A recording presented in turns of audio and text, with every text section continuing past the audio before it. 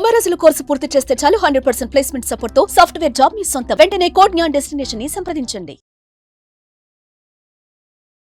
Welcome back to Suman T. ప్రస్తుతం స్టూడియోలో ఉన్నారు ఫ్యామిలీ కౌన్సిలర్ రజనీ రమ్మ గారు. నమస్తే మ్యామ్. నమస్తే నవీన. మ్యామ్, రీసెంట్గా నేను ఒక ఆవిడని కలిశాను. ఆవిడ చెప్పింది ఏంటంటే, మా హస్బెండ్కి వేరే అమ్మాయితో సంబంధం ఉంది, అది నాకు తెలిసి కూడా నేనేంటంటే క్షమించలేకపోతున్నాను. అంటే ఎందుకు ఇంకొక అమ్మాయి వైపు నా హస్బెండ్ వెళ్ళాడు, అంటే నాలో లేని ఆమెలో ఏమన్నా చూశాడా, ఏంటి అసలు ఇక్కడ జరిగేది, ఏం చేయాలి, నాకు అండర్స్టాండింగ్ అవ్వట్లేదు, నేను క్షమించే మనసు రావట్లేదు. ఇంటరాక్షన్స్లో ఉంటున్నాను, ఇంట్లోనే ఉంటున్నాము, కానీ ఇదొకటి మా మధ్యలో నడుస్తుంది, ఏం చేయాలంటారు దీన్ని అనేది ఒక ప్రశ్న మేడం. దీనికి ఏం చెప్తారు? అవును, తెలుసుకోవాలి అసలు అతను ఎందుకు మొగ్గాడు అనేది రీజన్ తెలుసుకోవాలి ఫస్ట్.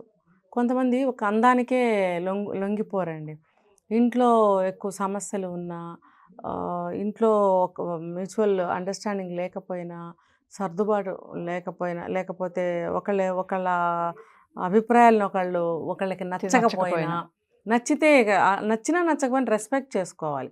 కానీ ఇక్కడ మీరు అడిగిన ప్రశ్న ఏంటంటే, అలా ఎందుకు వెళ్ళిపోతున్నారు, వేరే వాళ్ళని ప్రేమిస్తున్నారు అన్నప్పుడు ఆ రెస్పెక్ట్ చేసుకునే వరకు మనం వెళ్ళలేం కదా.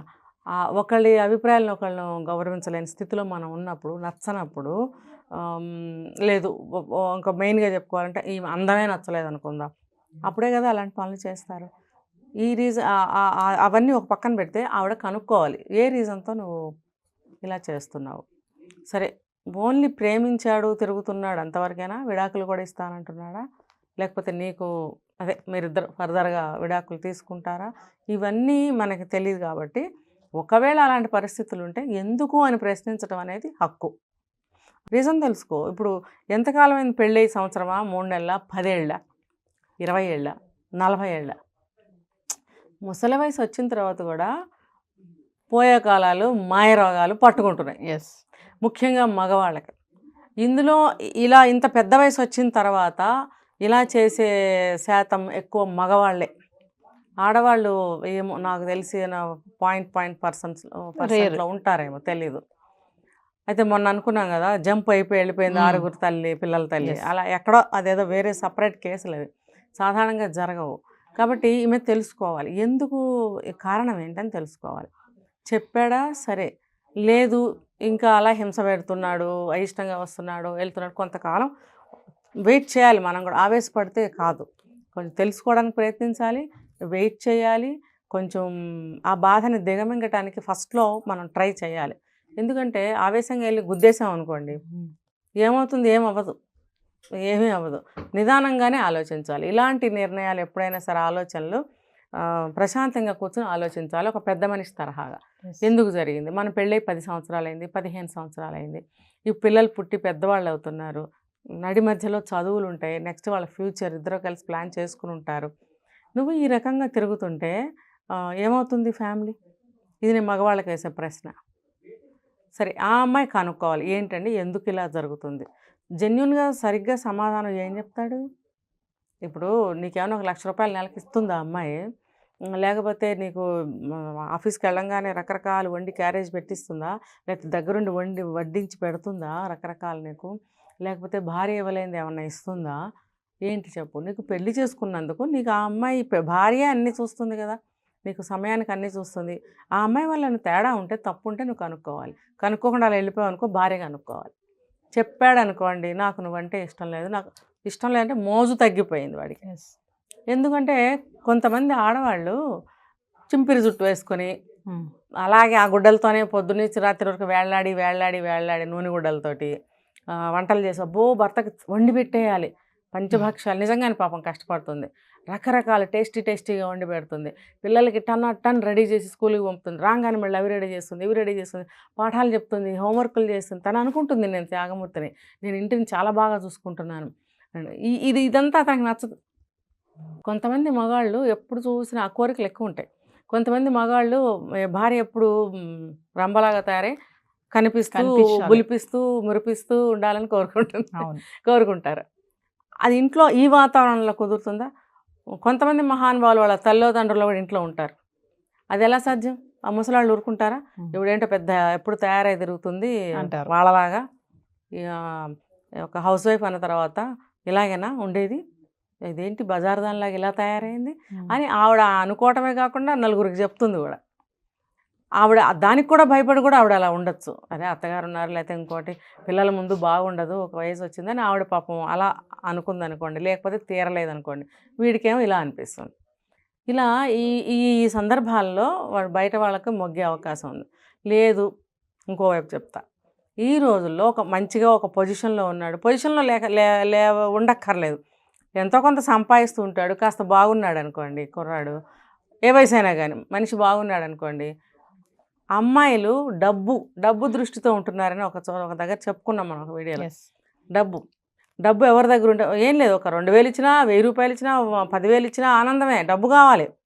20 ఏళ్ళు ఉండనే ఆ అమ్మాయికి 30 ఏళ్ళు ఉండనివ్వండి, వయసు తారతమ్యం లేకుండా వల్ల వేసుకోవాలని చూస్తుంది, అతి ప్రేమ చూపిస్తుంది, మంచిగా డ్రెస్ అవ్వటము, అతి ప్రేమ, తిన్నావా తాగేవా, తలనొప్పి వస్తే తల ఒత్తుతాను, నా రూమ్కి రా అని చెప్పి తీసుకెళ్ళడము, సేవ చేస్తానని చెప్పడము, సెక్సువల్గా కమిట్ చేసేయడము, అన్నీ ఏమంటారు సపరేట్గా అతనికి కావాల్సిన ఆనందాలన్నీ చూపిస్తున్నప్పుడు, అతి ప్రేమ చూపిస్తున్నప్పుడు లొంగంది ఎవరండి? ఆడవాళ్ళు కూడా పక్కన అక్క చెల్లెల్లో ఎవరైనా ప్రేమ చూపించినప్పుడు మనం కూడా అయ్యో అక్క ఎంత ప్రేమ చూపిస్తుందని మనం లొంగిపోతాం, కోపం ఉన్నా సరే ఒక మాట అనలేం. మరి అలాంటిది ఒక మగాడు అలా లొంగడా అండి? ఆ కారణాలు కూడా ఉంటాయి, వన్ సైడే చెప్పుకోలేం, అటు కూడా ఆ రకంగా కూడా లొంగిపోతాయి. అంటే కొంతమంది బై ఫోర్స్ ఇరుక్కుపోయిన పరిస్థితిలో ఉంటారు, కొంతమంది ఇష్టపూర్వకంగానే లొంగిన వాళ్ళు ఉంటారు. సో ఈవిడ అడిగి తెలుసుకోవాలి, మారి ఎందుకండి మన సంసారంలో అయిపోతుంది, అలా చేయొద్దు, నేను కూడా మీలాగా చేస్తే బాగుంటుందా చెప్పండి. ఎవరికైనా ఇప్పుడు కొత్త ఏరియాలకు వెళ్ళాలి, కొత్త చీరలు కట్టుకోవాలి, మంచి ఫుడ్ తినాలి, ఇలా మగవాళ్ళలాగానే ఆడవాళ్ళకి కోరికలు ఉంటాయి. నేను అవన్నీ చేస్తున్నానా సంసారం పిల్లల కోసం, మీరెందుకు బాధ్యతారహితంగా చేస్తాను మాట్లాడుకోవాలి. లేదు అంత నేను చెప్పినంత సింపుల్ తేలిక కాదు మాట్లాడటం, భయంకరమైన కొట్లాట్లు అయిపోతాయి. ఒకవేళ భార్య అడిగితే ఏంటి అసలు ఇది ఎవరితో మాట్లాడుతున్నారు ఏంటి అని అంటే అంత రిలాక్స్ గా చెప్పే హస్బెండ్ ఎక్కడ లేరు, తక్కువ. ఎందుకో చెప్పనా, ఉన్న కోపము అయిష్టత 100 రెట్లు పెరుగుతుంది. ఎందుకంటే పాయింట్ మీద అడుగుతుంది కదా, అతని తప్పు మీద పాయింట్ చేసి అడిగినప్పుడు వాడు రెచ్చిపోతాడు, ఇన్సల్ట్ ఫీల్ అయిపోతాడు. నన్ను నువ్వు పాయింట్అవుట్ చేస్తావా, నువ్వెందుకు పాయింట్అవుట్ చేస్తున్నావు? పాయింట్అవుట్ చేయకూడదు వాళ్ళ దృష్టిలో, కానీ ఏ తప్పైనా చేయొచ్చు, భార్య పాయింట్అవుట్ చేయకూడదు. అప్పుడు చాలా గొడవలు అయిపోతాయి. మంచిగా అర్థం చేసుకుని సరేలే ఏదో జరిగిపోయింది అని వెనక్కి వస్తే పర్వాలేదు, రాలేదనుకోండి ఇంకొంతకాలం వెయిట్ చేయాలి, తొందర పడకూడదు. మనం కూడా సామధాన భేద దండోపాయాలన్న పద్ధతి పాటించాలి కదా, పాటించాలి. తర్వాత ఏం చేయాలి? విడిపోవడమే. ఎందుకంటే నువ్వు 50 ఏళ్ళు వచ్చేవరకు ఇదేవనుకో, ఇక్కడే నీ లైఫ్ పోతుంది, పిల్లలు వాళ్ళు ఎన్నో కోల్పోతారు, తండ్రి ప్రేమ ఖచ్చితంగా ఉండదు, ఒక తల్లితోనే అటాచ్మెంట్ ఉంటుంది, చదువులు సంధ్యలు, డబ్బు కావాలి, వాడు ఇస్తాడో ఇవ్వడో తెలీదు, వాడు ఇచ్చింది తినటానికి సరిపోకపోవచ్చు, కట్టుఖర్చు పెడతాడు, అవతల దానికి వీడి డబ్బు కావాలి కదా, వీడి వయసు కావాలి, వీడి డబ్బు కావాలి, దానికి 20 అవ్వచ్చు 25 అవ్వచ్చు వయసు, తన అవసరాలు, తన మోజులు, తన ఒక అన్నీ తీరిపోయిన ఒక తృప్తి కలిగిపోయే వరకు ఇలాంటి మగవాళ్ళకి వల వేసే అమ్మాయిలు కొన్ని వేల లక్షల సంఖ్యలో ఉన్నారు ఈ రోజుల్లో, ఇప్పుడు ప్రజెంట్. అది తీరిపోయిన తర్వాత అప్పుడు మెల్లగా తల్లిదండ్రులకి సిగ్నల్ ఇస్తారు, నాకు సంబంధం చూడండి, ఆ గొర్రెవాడు ఎవడో బక్రా ఎవరో దీనికి బలైపోతాడు. ఈ కేసులు బాగా నడుస్తున్నాయి, లేవని ఎవరిని అనొద్దని చెప్పండి, ఉన్నాయి ఖచ్చితంగా. 60 ఏళ్ళ పెద్ద ఆయన్ని 20 ఏళ్ళ అమ్మాయి ఈ రకంగానే చేసి డబ్బంతా గుంజిన సంగతి నాకు తెలుసు. ప్రతిదీ కళ్ళతోనే చూడాలా మనం. ఇప్పుడు మీరు చెప్తారు మీ ఇంటి పక్కన జరిగిందని, లేకపోతే మా చుట్టాలు చెప్తారు, అది నిజమేగా. ఇప్పుడు నాకు తెలిసిన ఒక అమ్మాయి 18 ఏళ్ళండి, వాడికి ఒక 50 ఏళ్ళు ఉంటాయి, చాలా అంటే చాలా అందంగా ఉంటుంది. మరి ఆ అమ్మాయిని ఉంచుకున్నప్పుడు వాళ్ళకి ఒక పాప పుట్టింది, ఏదో ఒకటి చిన్నగా ఏదో చిన్న ఇల్లు ఒకటి రాసిచ్చాడు. ఈ అమ్మాయికి 30 ఏళ్ళు వచ్చేసి వాడు ముసలాడయ్యాడు. అయినప్పుడు మరి ఈ అమ్మాయి లైఫ్ ఏంటి తర్వాత? ఆ అమ్మాయి 10th క్లాస్కి వచ్చేసింది. మరి ఏంటి లైఫ్ ఏంటి తర్వాత? మాకు ఏదైనా ఒక దారి చూడమంటే చీచి నీ మొహం నాకు మోసి తీరిపోయింది. ఆ అమ్మాయి కూడా 30 ఏళ్ళు దాటిపోయినాయి కదా, పిల్ల 10th వచ్చేసిందంటే మరి ఆ అమ్మాయి కూడా కొంచెం వయసు పెద్దదైంది, కొంచెం లావు అయింది. మరి ఆటోమేటిక్గా సంసారపు లక్షణాలు వచ్చేసినాయి అమ్మాయికి. పిల్లని బాగు చేసుకోవాలి, పిల్లని చదివించుకోవాలి, వీడు చూస్తే డబ్బు ఇవ్వట్లేదు, నేను చూస్తే వీడిని నమ్ముకున్నాను, నా వయసు అయిపోయింది, నా దగ్గర రూపాయి లేదు, గార్డియన్స్ ఎవరు లేరు, ఆడపిల్ల పుట్టింది, ఎలా పట్టించుకోవాలి. ఈ లోపల ఆ పాపకి క్యాన్సర్ అటాక్ అయి చనిపోయింది, చిన్న పాప. ఎంత కష్టంగా ఉంటుంది ఆ అమ్మాయి. ఏదో పుట్టిందిలే పాప, ఆ పాపను చూసుకుని బ్రతుకుదాంలే అనుకుంది. కానీ ఆ అమ్మాయి చేసిన తప్పేగా. ఎస్. నీ వయసు ఏంటి, అతని వయసు ఏంటి, పోయింది నీ జీవితమేగా పోయింది. తల్లిదండ్రులు పట్టించుకోలేదు, వెళ్ళి అతని భార్యతో దెబ్బలాడితే ఏమొస్తుంది? ఆవిడేం చేసింది మధ్యలో? తప్పెవరిది? నీ 18 ఏళ్ల వయసు 20 ఏళ్ల వయసుకి నువ్వు మేలుకోవాలి ఏంటి నా లైఫ్ అని. అబ్బే, ఆ అమ్మాయి జీవితం అలా చితికిపోయింది. ఇంకోవైపు చెప్పుకోవాలంటే ఈ కోరికలన్నీ తీరాక వీళ్ళని వదిలేసి వాళ్ళ పెళ్ళిళ్ళు వాళ్ళు చేసుకుంటారు. అప్పుడు ఇక్కడ వీళ్ళ సంసారం ఏమవుతుంది? ఇటు కూడా ఫ్యామిలీ డిస్టర్బ్ అయిపోతుంది కదా. ఈ లోపల నీకు 50 ఏళ్ళు వచ్చే వరకు నువ్వు ఎదురు చూడటం అవసరమే లేదు. ఎప్పుడైతే తెలిసిందో వితిన్ మంత్స్ లేదా 1 ఇయర్ లోపల విడిపో. నువ్వు ఎడ్యుకేటెడ్ అయితే నీకేమన్నా అవకాశాలు ఉంటే నువ్వు ఏదైనా జాబ్ చూసుకో. నీకేమైనా సపోర్ట్ పేరెంట్స్ కానీ ఇన్లాస్ సైడ్ నుంచి ఏదన్నా నీకు అవకాశం కానీ హెల్ప్ కానీ ఉంటే ఇటు పక్కన దొరికితే అటు పక్కన ఏ హెల్ప్ దొరికితే ఆ హెల్ప్ తీసుకుని నువ్వేమైనా జాబ్ వచ్చే అవకాశాలు నీకుంటే ఉద్యోగం చేసుకుంటూ హాయిగా నువ్వు ప్రశాంతంగా ఆ బిడ్డలతో బతుకు. వాడు ఇంకా నీకు పనికిరాడు, ఖచ్చితంగా పనికిరాడు. ఎందుకంటే వాడు ఇవాళ ఈ పని చేశాడు, పట్టించుకోవట్లేదు, రేపు ఇంకో పని చేస్తాడు. ఆ బుద్ధి ఉన్నవాడు ఎప్పుడైనా ఏ వయసులోనే చేస్తాడు. ఒక 80 ఏళ్ల వ్యక్తి సంగతి చెప్తున్నాను నేను. ఒక 20 ఏళ్ల అమ్మాయిని, అంటే అతనికి ద ఏజ్ ఆఫ్ 65, ఆ పిల్ల వయసు 15-16 అయినప్పుడు ఎలా లొంగ తీసుకున్నారో నాకు తెలియదు. 2 ఆడపిల్లల్ని కన్నాడు ఆ వయసులో. మరి ఇది సంసారం ఎంత కూలిపోయిందో తెలుసా? తప్పు కదా అది. నువ్వు చిన్నపిల్లకి నువ్వు ఆశపడటం ఏంటి? నీ మనవరాల వయసు. ఈ భార్యకి 60 ఏళ్ళు వచ్చినాయి. సిగ్గు శరం ఉండాలి కదా. సిగ్గు శరం లేకుండా నువ్వు ఆ పిల్ల ఇష్టపూర్వకంగానే ఆ పిల్ల తల్లిదండ్రులు నాకెవరు లేరని ఈ దరిద్రుడు, ఈ నీచుడు, ఈ నికృష్టుడు చెప్పబట్టి వాళ్ళు వీడికిచ్చి పెళ్లి చేశారు. వై? బికాజ్ అంటే వీడికి ఒక బిల్డింగు, ఆస్తి పాస్తి కొద్దిగా ఉన్నాయి. మరి నువ్వు చిన్న వయసు నీకు తెలిపోయినా నీ తల్లిదండ్రులకు తెలుసుగా. వాళ్ళు కూడా చేసిన తప్పేంటి? ఇక్కడ ఆస్తి ఉంది, ఈ ఆస్తి నీకు వస్తుంది. వీడు కూడా చెప్పాడు నీకు రాసేస్తాను. భార్య బిడ్డలు ఏం చేస్తావు? వీళ్ళకి ఇవ్వవా? నీ జీవితం అంతా నీకు ఒడిగం చేసి కష్టం చేసి భార్య నీకు ఒక ఇదిని తీసుకొచ్చింది సమాజంలో. ఆమె కోఆపరేషన్ లేదే నువ్వు బాగుపడవు కదా. అలాంటి ఫ్యామిలీని అంతా వదిలేసి ఆ పనిచేసే వాళ్ళ అమ్మాయిని నువ్వు పెళ్లి చేసుకుంటే వాళ్ళు కూడా ఈ ఆస్తికి ఆశపడి పిల్లని ఇస్తే ఏమన్నట్టు అక్కడ? ఇప్పుడు ఆ అమ్మాయి జీవితం నాశనమైంది, ఇటు వీళ్ళ సంసారం కూలిపోయింది అంతే. ఇంకా వాళ్ళు ఇప్పటి వరకు పీడిస్తూనే ఉన్నారు. ఇప్పుడు అతనికి 85 ఏళ్ళు. ఇప్పుడు ఆ పిల్లలు పెద్దవాళ్ళు అయ్యారు. మరి ఇప్పుడు వాళ్ళు పీడించి పిప్పి చేస్తున్నారు. మా జీవితం ఏంటి? ఇప్పుడు ఈ ఆస్తి అంతా తీసుకెళ్ళి ఇవ్వాలని నాన్న అల్లరి జరిగిపోయింది. కాబట్టి ఆ వయసులో ఆ పనులు చేయకూడదు. కుదిరితే మాట్లాడుకోవాలి కూర్చొని, లేదు అంటే సెపరేట్ అయిపోవాలి. ఎందుకంటే ఈవిడికి వచ్చినాయి 80 ఏళ్ళు. ఇప్పుడు ఒక 20 సంవత్సరాల నుంచి అనుకోండి, 20 సంవత్సరాల జీవితం ఎంత కోల్పోయావు? అప్పటికే నీకు పిల్లలు సెటిల్ అయ్యారు, నువ్వు వాళ్ళతో వచ్చేసి ఉండాల్సింది. రోజు కొడతాడు. ఇప్పుడు మెళ్ళ తాళి తెంచుకెళ్ళి ఆ పిల్ల మెళ్ళ వేశాడు. ఇప్పుడు ఒంటి మీద కాస్త కూస్త బంగారం ఉంటే తీసుకెళ్ళి ఆ పిల్లకి ఇచ్చాడు. సిగ్గులేదు ఆ పిల్ల ఏంటి, నువ్వేంటి? భార్య మెళ్ళ తీసుకెళ్ళి 50 సంవత్సరాలు కాపురం చేసిన భార్య మెళ్ళ సూత్రాలు తీసుకెళ్ళి దాని మెళ్ళ వేస్తావా? విలువ తెలుసా నీకు? 80 ఏళ్ల వయసు అనుకుంటాం కానీ పెద్దవాళ్ళని. కొంతమంది పెద్దవాళ్ళు దేనికి పనికిరారు. వాళ్ళ దగ్గర ఏం మ్యాటర్ ఉండదు, ఒక మంచి నేర్చుకోవడానికి ఉండదు, ఒక సుభాషితం చెప్పరు, ఒక దేవుడు పురాణం చెప్పమానంటే నోట్లో నుంచి రాదు, ఒక మంచి మాట రాదు. దుర్మార్గులుగా ఉంటారు ముసలాళ్ళు కూడా. వయసుగా ఇస్తాం కానీ గౌరవం, వాళ్ళ దగ్గర ఏముండదు మ్యాటర్.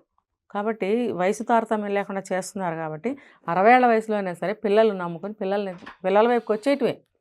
మిగిలిన 20 సంవత్సరాల నుంచి నరకం అనిపిస్తుందిగా. మరి ఎందుకు ఇది? నీ జీవితం అయిపోయింది 60 ఏళ్ళకి.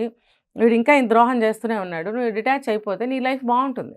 ఇప్పుడు వయసులో ఉన్నాడని సరే ఈ పని చేయడం, మిగిలిన జీవితం హ్యాపీగా ఉండొచ్చు. అలాంటి నరకంలో ఉండాల్సిన పని లేదు. వాడికి నీ మీద తప్పిపోయింది ఇష్టత, నువ్వు ఉండలేవు. మేము ఫైనల్గా ఒక విషయం చెప్పండి. అంటే జెంట్స్ చూస్తుంటారు కదా ఈ వీడియోని, అంటే మమ్మల్ని అంటున్నారు కాకపోతే మంచి భార్య ఉండి అందంగా ఉండి చక్కగా అందరినీ కలుపుకునే అమ్మాయి ఉన్నప్పటికీ కూడా భర్తలు ఇలా అక్రమ సంబంధాలు పెట్టుకునే వాళ్ళకి మీరు చెప్పే ఒక మంచి మాట ఏంటి మేడం? అక్రమ సంబంధం బుద్ధి. ఆ బుద్ధిని కంట్రోల్ చేసుకోవాలి. నువ్వు ఇష్టపడి చేసుకున్న తల్లిదండ్రులు చూసిన సంబంధమైనా నువ్వు ఒక ఆడపిల్లని పెళ్లి చేసుకుంటున్నావు. ఆ ఆడపిల్లకి నీ తల్లిదండ్రుల సంస్కారం నీలో ఉంటే ఆ పిల్లకి అన్యాయం చేయకు. ఇదే నేను చెప్పేది. నీ తల్లిదండ్రులు ఒక పద్ధతిగా వాళ్ళ తల్లిదండ్రులు చూసిన సంబంధం చేసుకుని పవిత్రంగా కాపురం చేసి నీకు జన్మనిచ్చినప్పుడు నువ్వు పవిత్రుడివే. నువ్వు కూడా ఒక పతివ్రతకి పుట్టిన వాడివే. మరి నువ్వు చేసే పని ప్రతిదీ నీ తల్లిదండ్రుల పాతివ్రత్యం మీద కానీ, పెంపకం మీద కానీ, వంశం మీద కానీ ఏదైనా సరే ఆ ఎఫెక్ట్ ఉంటుంది. ఎస్. కాబట్టి మనం చేసే పని మన తల్లిదండ్రుల మీద రిఫ్లెక్ట్ ఖచ్చితంగా కాదు, వాళ్ళ మీద పడుతుంది. కాబట్టి ఇవన్నీ కూడా తెలుసుకుని ప్రవర్తించాలి. అమ్మాయి నువ్వు అంటేనే పెళ్లి చేశారు వాళ్ళు, అంతేగాని మా కోసం ఒప్పుకోయ్యా అంటే వాళ్ళ మొహం చూసి ఒప్పుకున్నాను, నాకు నువ్వంటే ఇష్టం లేదనే విధవలు నేను చూశాను. అలా కాదు, నువ్వు అంటేనే వాళ్ళు చేశారు. అయ్యా మంచి సంబంధం చేసుకో అయ్యా అంటారే కానీ ఇంకో రకంగా నిన్ను బెదిరించి బ్లాక్మెయిల్ చేసి అయితే చేయరు.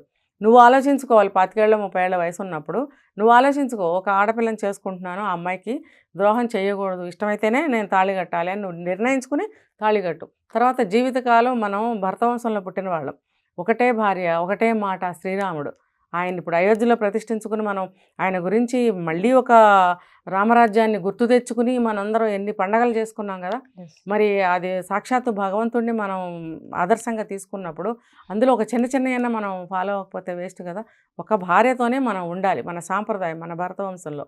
కాబట్టి ఇది కనీసం ఇప్పటి నుంచైనా పాటించుకుంటే ముందు కాలానికి, నెక్స్ట్ జనరేషన్కి కాస్తైనా ఇంకా మన హిందూ సాంప్రదాయం, భారతదేశ సాంప్రదాయం ఏమన్నా నిలబడతాయి. Thank you. సుమన్ టీవీలో మీ పర్సనల్ అండ్ బిజినెస్ ప్రమోషన్స్ కోసం కింది నెంబర్కి కాంటాక్ట్ చేయండి.